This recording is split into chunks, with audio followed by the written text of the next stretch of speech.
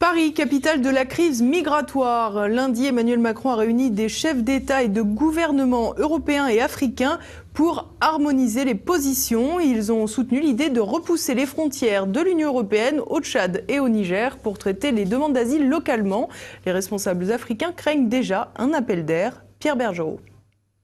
Absurde et dangereux, voilà comment un haut responsable nigérien a qualifié l'initiative d'Emmanuel Macron d'installer des hotspots, un genre de centre d'enregistrement de migrants au Sahel. Même tonalité du côté du Tchad qui craint une ruée de demandeurs d'asile à sa frontière libyenne alors que le pays compte déjà 400 000 réfugiés. Fin juillet, le président français avait émis l'idée de créer des centres au sud de la Libye pour faire le tri entre réfugiés politiques et économiques, une véritable prouesse avec des individus qui, pour la plupart, n'ont pas de papier d'identité. D'autant plus au vu de l'instabilité du pays depuis la mort du colonel Kadhafi.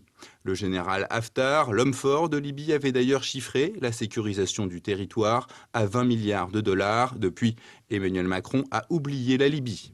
Ce que nous avons d'abord acté, je m'y étais engagé à Orléans au début de l'été, c'est de pouvoir avoir un traitement humanitaire à la hauteur de nos exigences et pouvoir, dans des zones identifiées, pleinement sûres, au Niger et au Tchad, sous la supervision du HCR, identifier les ressortissants algériens qui ont droit à l'asile selon les règles actuelles et pouvoir les mettre en sécurité le plus rapidement et leur donner justement cet asile en commençant la procédure dès le territoire africain. Commencer la procédure dès le territoire africain suppose donc de repousser la frontière de l'Union européenne, comme l'indiquait la feuille de route de la Commission européenne fin juillet. Une modification des traités européens n'est donc pas à exclure.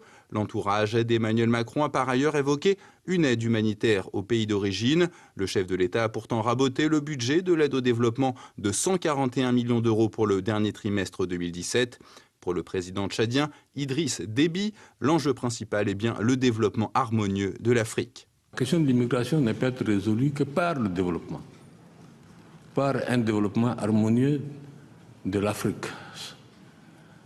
Si on ne se partage pas les richesses, en fait, disons, et toute la richesse se trouve au nord et au sud, il n'y a rien, évidemment, il me paraît très difficile d'arrêter, en fait, disons, d'une manière ou d'une autre, définitivement ça. En attendant la mise en place courant octobre de la force G5 Sahel qui devra contrôler les frontières tchadiennes et nigériennes avec la Libye, reste une question. Comment réussir à convaincre les migrants se sachant inéligibles à l'asile de rester dans leur pays? Emmanuel Macron n'a pas donné de